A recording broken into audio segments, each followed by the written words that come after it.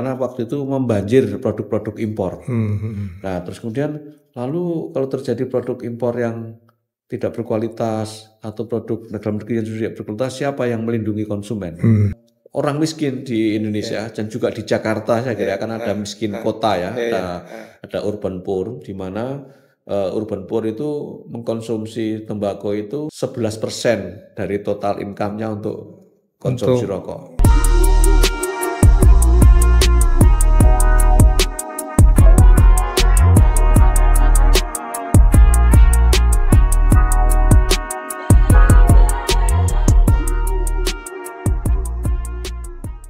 Ya, Assalamualaikum warahmatullahi wabarakatuh. Kembali bertemu dengan saya Muhammad Taufik Zulkifli MTZ di podcast @podcasti, advokasi melalui podcast.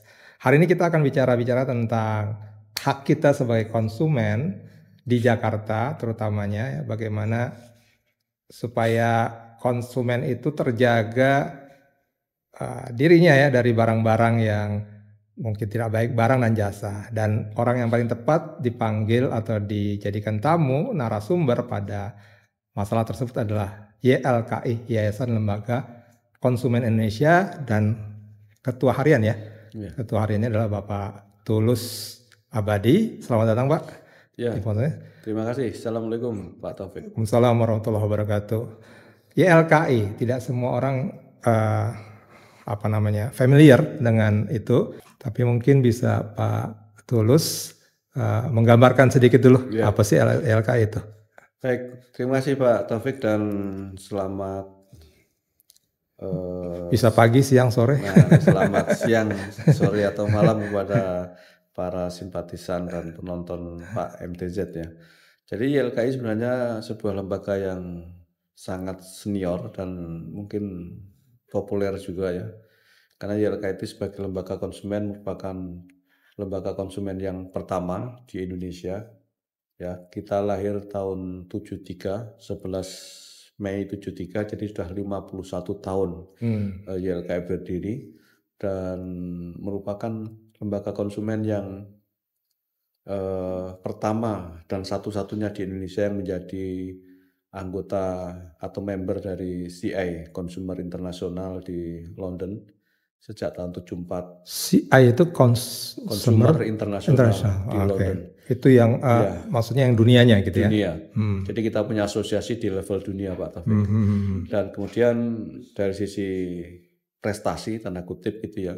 YLKI juga menjadi inisiator terhadap lahirnya Undang-Undang Nomor 8 tahun 99 tentang perlindungan konsumen. Undang-undang yang melindungi kita semua. Yaitu kalau waktu itu belum ada pihak yang bersuara soal Undang-Undang Perlindungan Konsumen, YLKI sudah bersuara dengan cukup lantang untuk itu. Untuk hak-hak konsumen ya. Dan kalau sejarah di Jakarta sendiri, dalam konteks Jakarta, itu para pendiri YLKI itu adalah juga termasuk Gubernur Ali Sadikin, ya, almarhum ya. Ya, Ali Sadikin yang waktu itu mengeluarkan surat rekomendasi kepada seluruh instansi di DKI Jakarta untuk bekerja sama dengan YLKI. Dan juga salah satu pendiri YLKI itu adalah Ibu Sumarno. Ibu Sumarno itu istri dari Gubernur DKI Bapak Jakarta. Sumarno Ya, Bapak Sumarno. Saya nggak tahu tahun berapa itu Bapak Sumarno itu menjadi gubernur. Jadi saya kira ada keterikatan gubernur atau Perdana Menteri? Itu gubernur. Kalau pendiri utamanya Bu Lasmi Jahadi itu istri wakil Perdana Menteri RI yang pertama, jadi Pak Hardi. Nah, namanya itu kan berjaringan ya, ada istri gubernur dan lain sebagainya. Nah, salah satu yang menjadi pendiri adalah Ibu Sumarno yang notabene waktu itu adalah istri Gubernur DKI Jakarta atau Bapak Sumarno yang sebagai gubernur. Mungkin tahun berapa dicek itu saya lupa tahun berapa itu.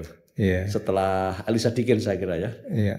Tapi kelihatannya berarti ini awalnya adalah ibu-ibu ya yang banyak ya.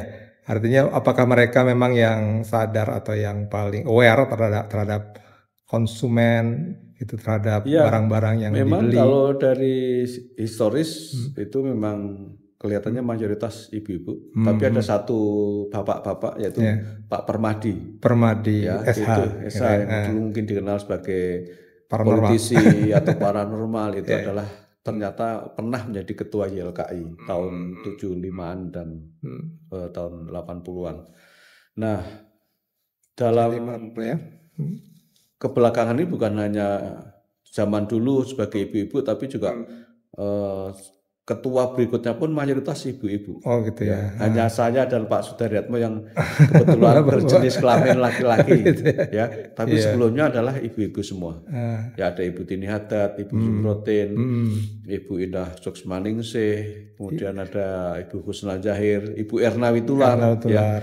Itu pernah jadi ketua YLKI juga. Itu kan ibu-ibu. Yang pernah jadi terus kemudian di internasional di ya, itu Ibu Erna Witular.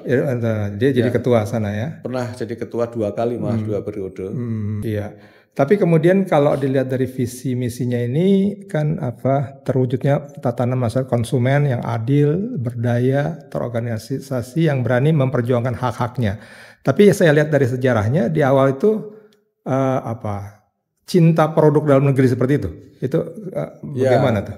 Betul, karena itu spirit awal berdirinya waktu itu ceritanya Ibu Lasmi Irjah yang menjadi pendiri dan Ibu Sumarno itu kan sebagai istri pejabat RI itu punya acara pameran pameran produk-produk dalam negeri gitu untuk mencintai produk-produk dalam negeri. Nah, suatu ketika kita ini bikin pameran produk-produk dalam negeri. Nah, kenapa waktu itu dibikin pameran itu? Karena waktu itu membanjir produk-produk impor. Nah, terus kemudian lalu kalau terjadi produk impor yang tidak berkualitas atau produk dalam negeri yang tidak berkualitas, siapa yang melindungi konsumen? Atau siapa yang melindungi pengguna? Karena waktu itu belum ada istilah konsumen ya. Karena yang mempelopori penggunaan istilah konsumen juga YLKI tadi. Oh, jadi ini YLKI itu pertama kali pakai konsumen gitu. Iya. Kalau dulu kan sampai sekarang saya kira ya pengguna, ya pemakai, ya baru penumpang. Kemudian ya penumpang untuk spesifiknya gitu. Karena selain didirikan YLKI, kita kan juga di level internasional ada waktu itu Presiden Amerika Serikat John F. Kennedy ya tahun 64 itu sudah menyuarakan adanya hak konsumen. Ya. Ada 4 hak konsumen yang disuarakan oleh John F. Kennedy. Salah satunya adalah misalnya hak untuk keamanan, right to safety, kemudian hak untuk memilih, memilih, right to choose, kemudian hak untuk didengar, ya oleh itu yang menyuarakan adalah Presiden John F. Kennedy. Makanya dari pidato John F. Kennedy itu kemudian menjadi momen Hari Hak Konsumen Sedunia. Hari Konsumen Sedunia 13 Maret. Hari pelanggan kalau di Indonesia ya? Hari apa bukan hari apa? Ya ada beda tuh ya? Beda ya. Ada Hari Hak Konsumen Sedunia 13 Maret. Kemudian ada Hari Konsumen Nasional Harkonas. Tanggal 20 April. Kenapa Harkonas? Karena itu merupakan momen lahirnya Undang-Undang Perlindungan Konsumen. Sedangkan Hari Pelanggan Nasional itu sebenarnya tidak ada jejak sejarahnya ya. Jadi gitu. Itu hanya sebagai sebuah marketing saja. Ya Harkonas itu yang ada sejarahnya. Ada sejarah. Nah ini tadi sebenarnya juga ada salah satu prestasi yang yang besar dari YLKI adalah tadi ya tentang Undang-Undang Perlindungan Konsumen. Undang-Undang nomor 8 tahun 99. Tahun 99. Gimana tuh waktu itu perjuangan dari YLKI untuk ini kan? Ya jadi, perjuangannya kita mendorong pentingnya Undang-Undang Perlindungan Konsumen karena kita bicara soal hak konsumen dan segala macam, tapi kok nggak ada sandaran normatifnya, tidak ada sandaran regulasinya apa. Gitu. Kita memperjuangkan itu agar hak konsumen itu terwadai dalam sebuah regulasi undang-undang. Jadi saat itu belum ada ya? Belum ada. Artinya ketika misalnya kita mendapatkan barang rusak atau kemudian pelayanan kurang tuh nggak ada dasar hukumnya. Walaupun memang ya secara ekstrim tidak ada, tapi di berbagai undang-undang yang sektoral mungkin waktu itu sudah ada juga.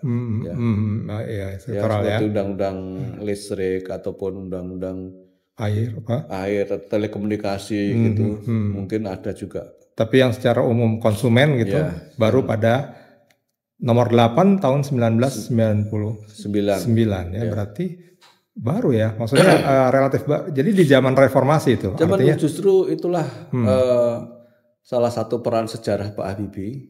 Ya. Oh itu Pak di zaman Pak Habibie. Zaman Pak Habibie. Ya karena waktu itu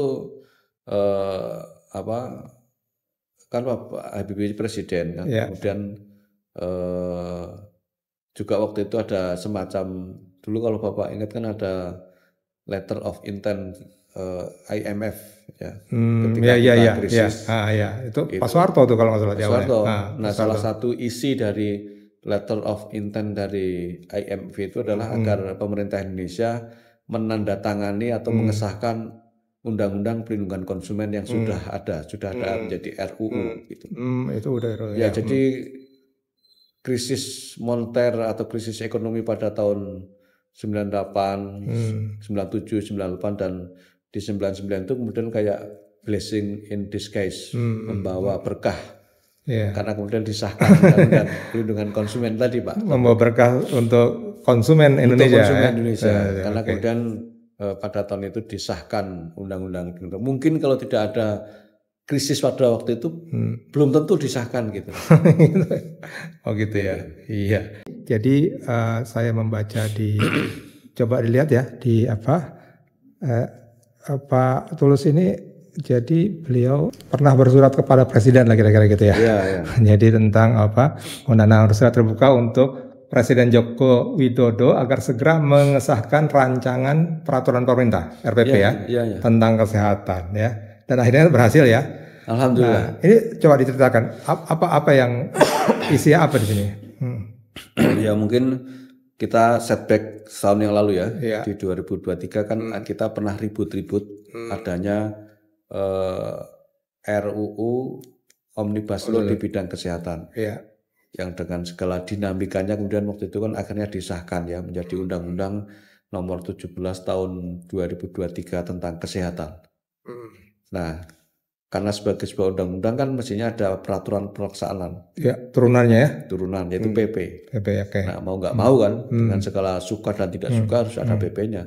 Nah, kemudian PP-nya itulah kemudian dimandatkan 1 tahun setelah undang-undang itu harus ada PP.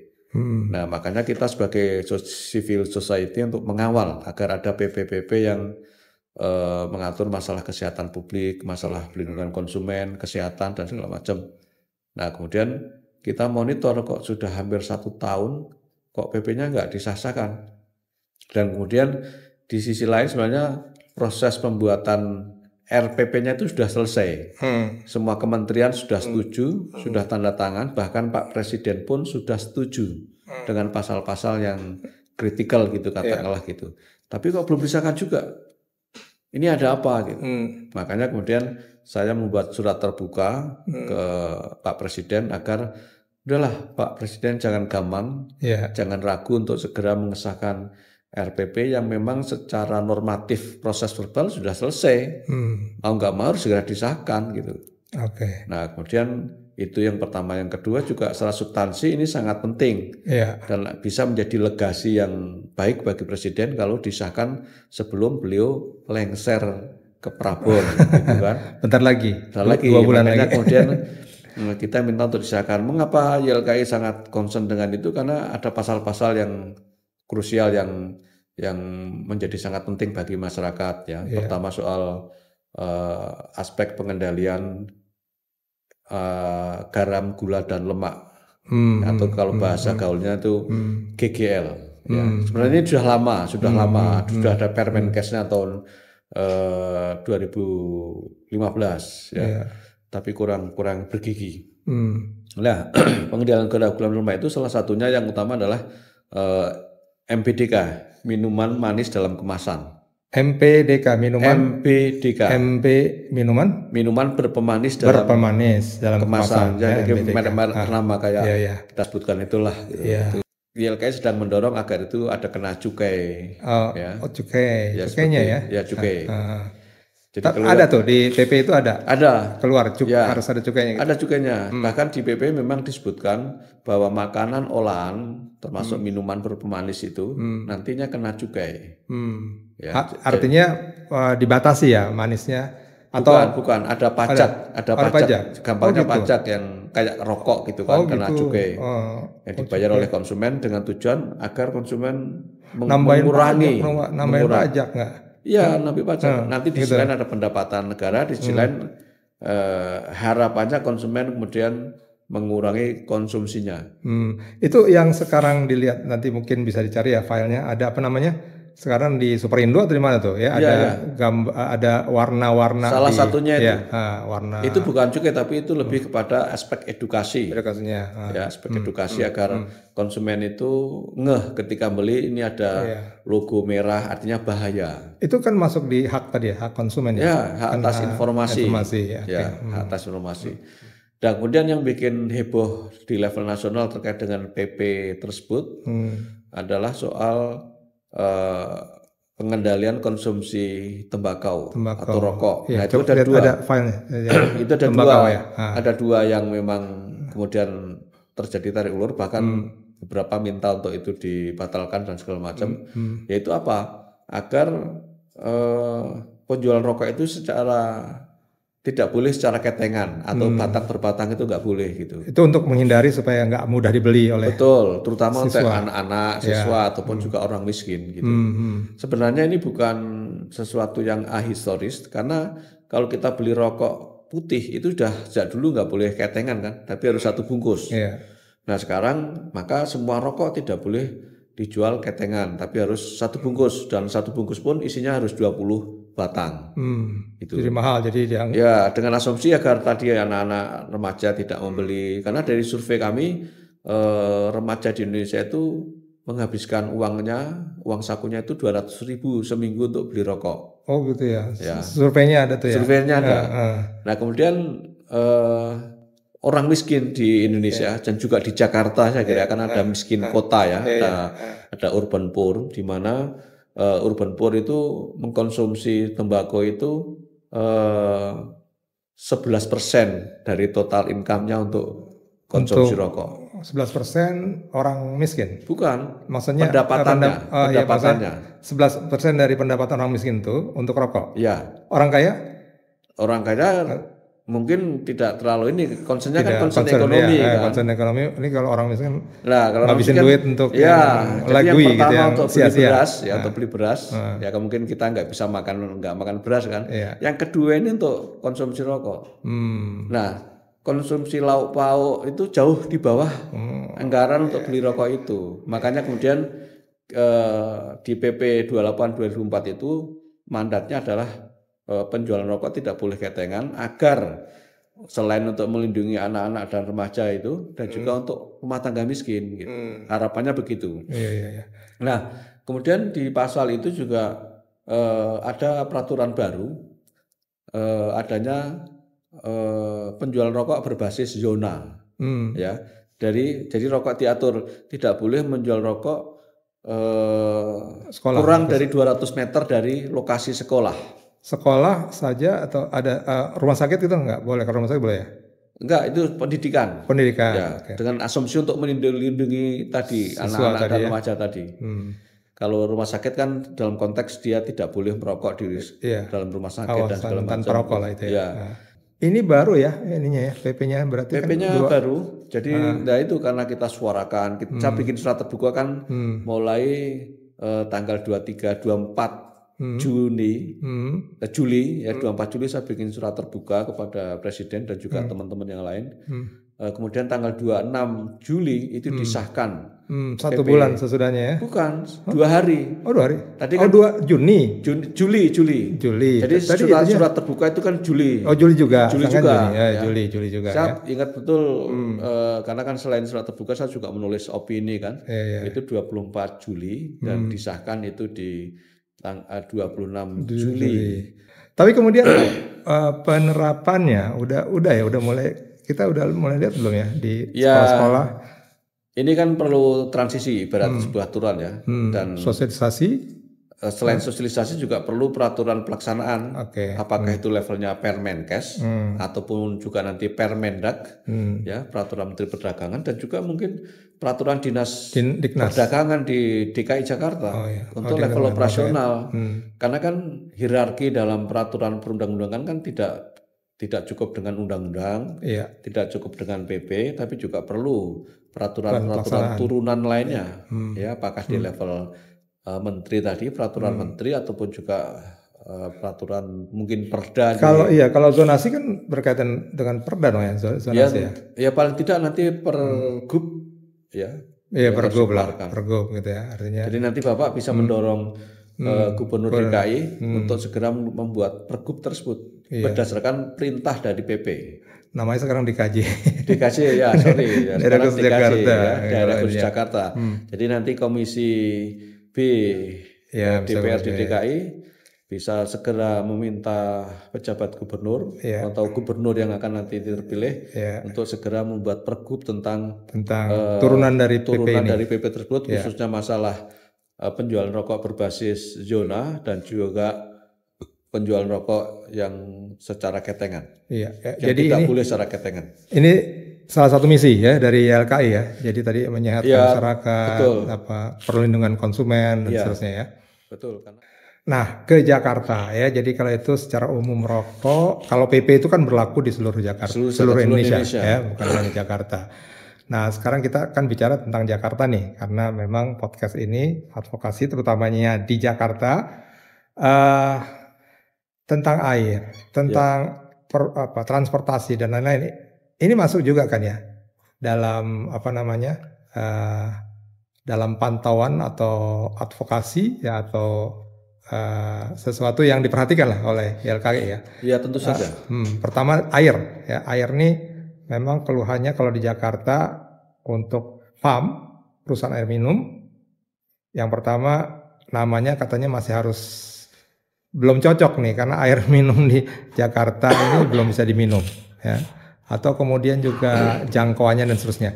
Nah, untuk PAM ini gimana Pak? Jadi warga ini mengeluh tentang PAM, apa yang sudah dilakukan YLKI untuk supaya tentang air di Jakarta ini bisa lebih baik? Salah satu fungsi sosial YLKI ada namanya bidang pengaduan. Ya, sini ada staf YLKI Mas Rio selaku kepala bidang pengaduan.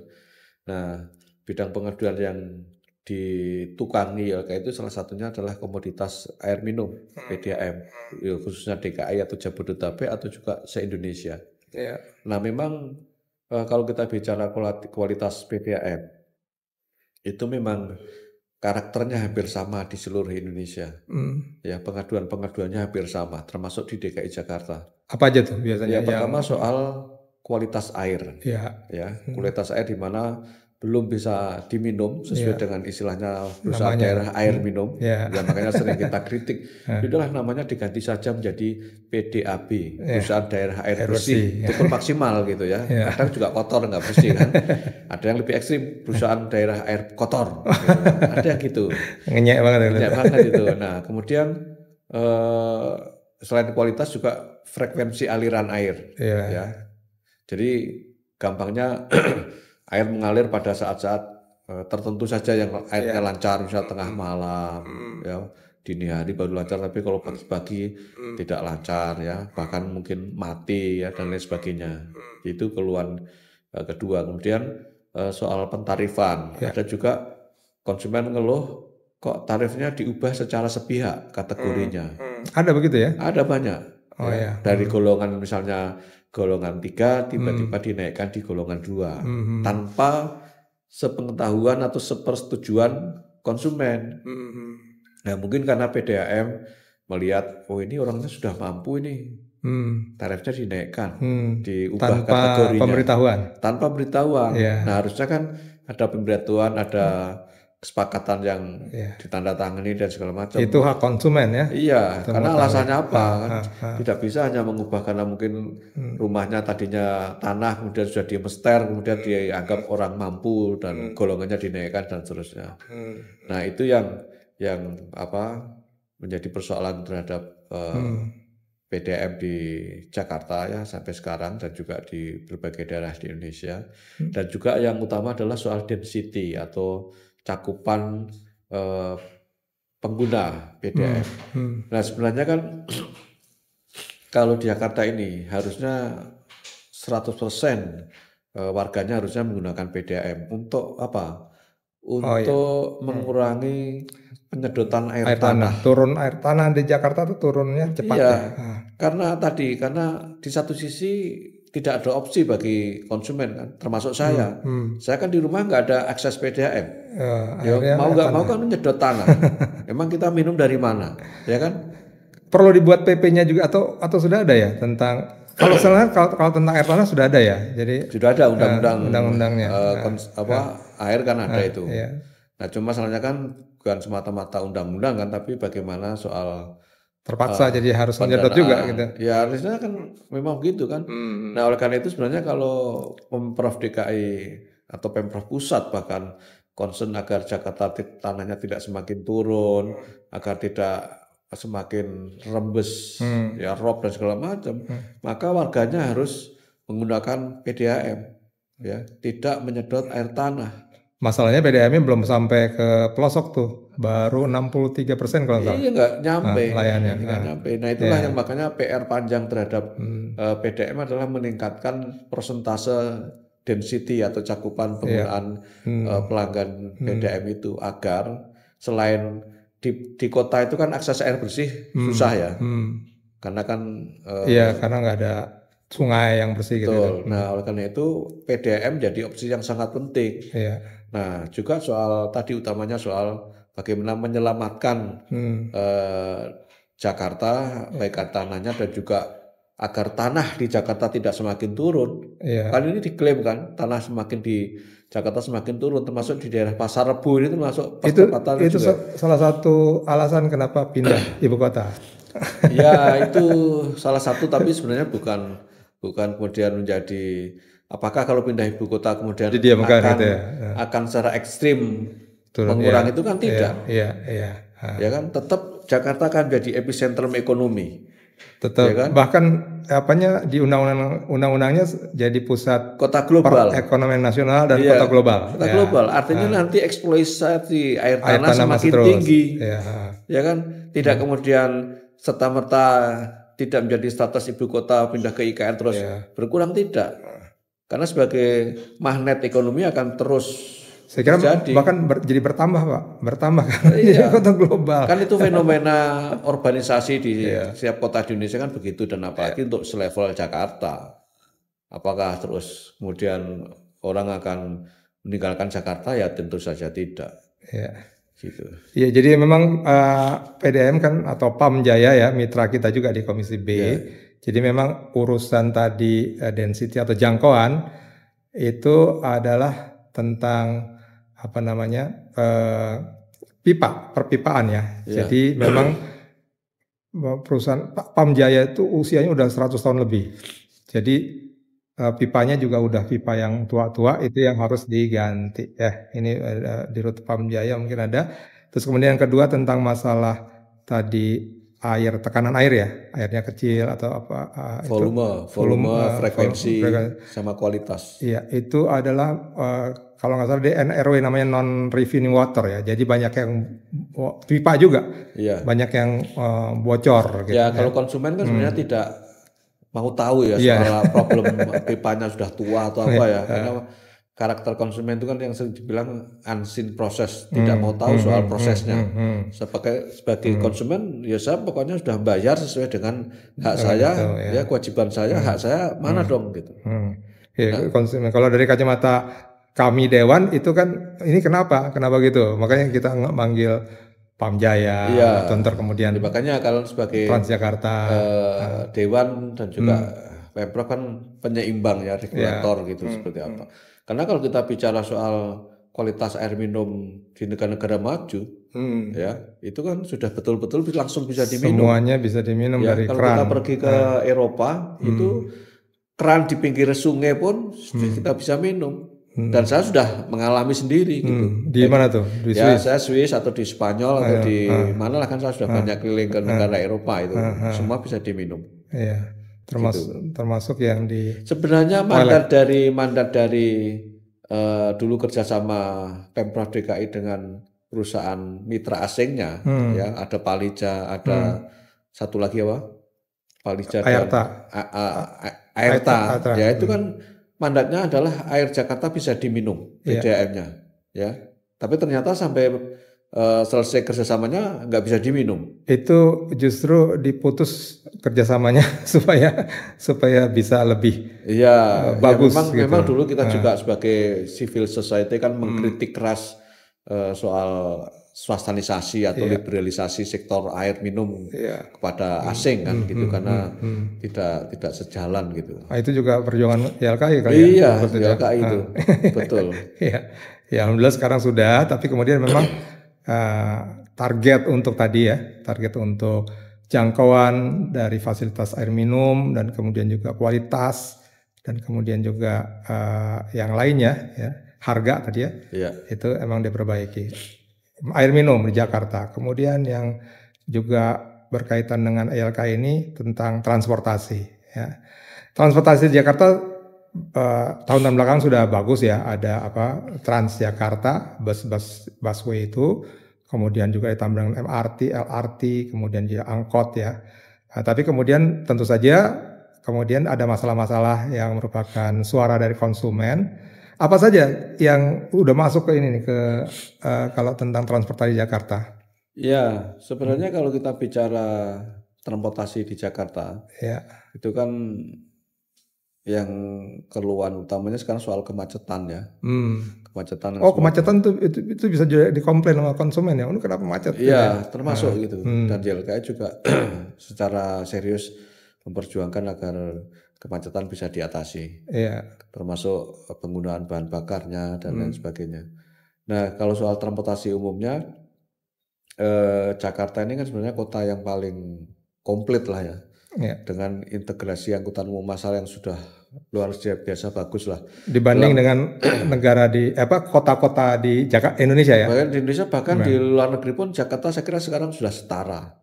Makanya waktu itu kan ada YouTuber dari Amerika, di mana dia sangat memuji angkutan massal di Jakarta yang jauh mengalahkan New York, jauh mengalahkan di Washington. Nah, saya pun juga sudah pernah ke sana. Itu memang kita sudah tidak kalah karena kita sudah punya MRT yang dulu kita cita-citakan bersama.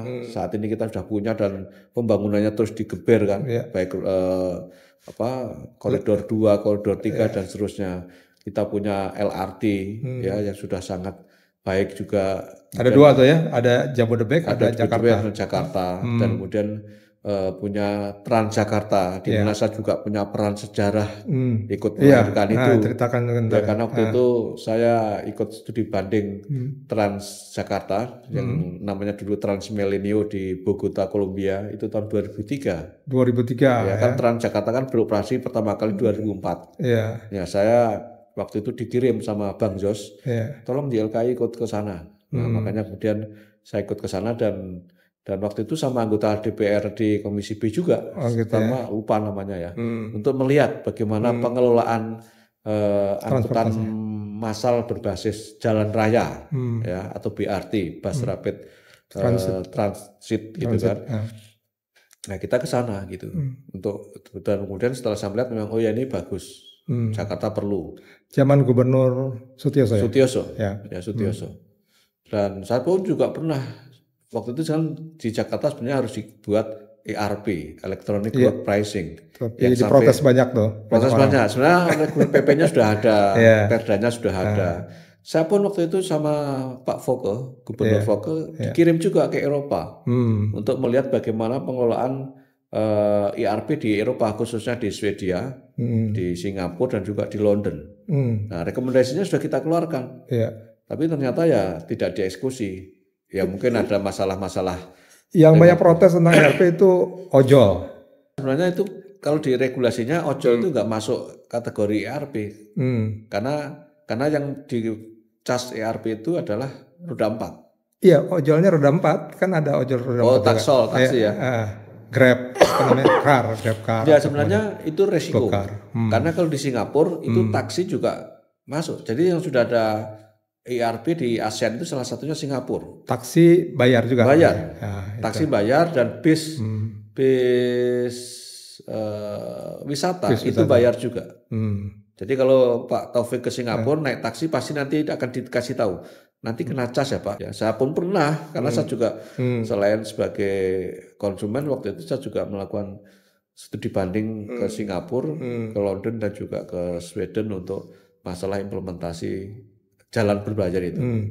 Oke, sebentar. Berarti kalau dari YLKI ini Pak Tulus ya, ERP itu memang positif untuk Jakarta. Sangat positif. Positif ya. Karena apa? Karena itu sebagai instrumen pengendalian penggunaan kendaraan pribadi. Sebenarnya itu enggak ekstrim. Karena kalau ekstrim itu seperti Singapura itu termasuk ekstrim. Kenapa? Karena kepemilikan kendaraan sudah diatur. Kalau kita kan penggunaannya yang diatur. Seperti ganjil genap, ya kan? Kemudian dulu ada sebelum ganjil genap itu 3-in-1, ya kan? Kalau di Singapura itu satu orang hanya boleh punya satu STNK. Oke, itu pembatasan jumlah kendaraan. Pembatasan kepemilikan. Kalau kita baru level penggunaan. Ya. Pembatasan umur kendaraan? Umur kendaraan. Makanya di Undang-Undang DKJ kan sudah diatur. Itu ya kita sebenarnya ya segera implementasikan itu. Kalau harus dibuat dulu tapi perdanya turunannya. Iya, betul. Ya. Karena apa? Karena Jakarta ini solusinya harus betul-betul sudah ekstrim ya. Karena apa? Angkutan umum yang ada itu tidak akan berkontribusi efektif kalau tidak ada pressure terhadap penggunaan pribadi. Jadi ya. Karena sekarang penggunaan angkutan umum massal baru sekitar 20% atau 30% saja. Akhirnya apa? Tidak selaras dengan tingkat kemacetan yang semakin tinggi. Karena misalnya jumlah sepeda motor di Jakarta itu sekarang sudah mencapai 24 juta sepeda motor. Lebih banyak dari jumlah penduduk ya? Lebih banyak dari jumlah penduduk. Ya. Kemudian mobil itu sudah 10 juta. Kita bayangkan kota sekecil Jakarta sudah dibanjiri oleh lautan kendaraan pribadi. Ya. Kalau ini tidak dipotong, selesai Jakarta. Ya, coba ini ntar jadi viral nih. Maksudnya ketika undang-undang DKJ itu ya, itu disosialisasi lah gitu ya, kira-kira di berita. Salah satunya kan tentang pembatasan usia kendaraan dan sebenarnya pembatasan tanpa undang-undang DKJ pun itu sudah harus dilakukan di Jakarta. Tanpa itu ya? Tanpa itu, karena itu kan kondisi sosiologis Jakarta terlepas dari status hukumnya. Ya. Yang mau saya katakan adalah ketika itu ada langsung banyak protes dari. Ya tentu saja karena itu kan kebijakan publik yang mungkin akan mengurangi hak kita. Jadi ketika Jakarta, itu hak konsumen juga ya. Iya, tapi kita juga punya tanggung jawab kan, sebagai konsumen juga punya tanggung jawab, kewajiban gitu. Makanya saya ingat betul waktu Pak Jokowi Gubernur DKI, saya termasuk pengamat yang sering dipanggil beliau untuk dimintai pendapat. Ya. Sekarang enggak? Sekarang enggak. Sekali saja ketemu. Tapi waktu itu sering ya dipanggil. Waktu Jakarta ya? Waktu Jakarta. Bahkan pernah sampai beberapa kali dan akhirnya dipanggil secara tertutup. Karena ini kritis gitu kan. Termasuk waktu itu ketika Pak Jokowi memberlakukan ganjil genap di 15 atau 25 ruas, kan kita dipanggil pengamat-pengamat perkotaan, dipanggil. Akhirnya kita bilang ya ini pilihan yang pahit tapi harus dilakukan. Kalau tidak Jakarta semakin tenggelam Pak. Jadi Bapak harus punya nyali untuk melaksanakan ini. Kalau waktu zaman Anies dipanggil enggak ya? Belum. Anies belum. Soalnya malah zaman Ahok itu kita sering ketemu. Ya. Ahok itu cukup interaksinya cukup baik. Nggak, soalnya podcast yang sebelumnya ini tentang jalur sepeda itu juga ada keluhan bahwa ketika Anies jalur sepeda dikembangkan, ketika sekarang ditutup. Ini dari suara YLKI gimana tentang kalau sebenarnya sepeda? Visi jalur sepeda itu sesuatu yang sangat visioner. Ya, karena itu menjadi hak warga juga untuk menggunakan angkutan non motorized di dalam bertransportasi. Kalau kita ke negara-negara maju kan basisnya sepeda. Ya. Ya, misalnya di Belanda itu raja jalanan itu sepeda ontel, nggak ada motor. Itu Perdana Menterinya selesai tugas juga pakai sepeda. Saya pun kan sudah beberapa kali ke Belanda itu ya. Itu pengguna sepeda ontel itu jauh lebih dominan. Bahkan orang berdasi, perempuan, laki-laki itu biasa saja menggunakan sepeda. Dan jaraknya jauh-jauh gitu. Sama dengan Jepang ya? Iya, pokoknya negara-negara maju ya seperti di Eropa, seperti Belanda, Denmark, banyaklah itu basisnya sepeda, bukan sepeda motor. Ya artinya salah satu yang disampaikan juga oleh masyarakat kan sepeda itu Jakarta ketika COVID itu banyak ya, tapi sekarang kemudian ya karena itu sepeda lagi. sebagai apa rekreasi saja. Termasuk saya mungkin levelnya juga sebagai rekreasi dalam arti untuk olahraga. Ya, belum sebagai bike to work ya, bike to work atau untuk sarana transportasi. Ya, Nah itu yang sebenarnya mau diadop oleh Anies bagus. Tapi dengan kondisi transportasi Jakarta yang sudah jadi lautan kendaraan bermotor itu menjadi sangat sulit kalau tidak betul-betul dikawal, siapa yang mengawal di lapangan gitu. Ya kemarin kalau ya yang saya tahu kan kemudian dapat award ya tentang transportasi, betul. Karena memang komprehensif tuh antara sepeda, Transjakarta, kemudian trotoar diperbesar. Ya, itu memang begitu.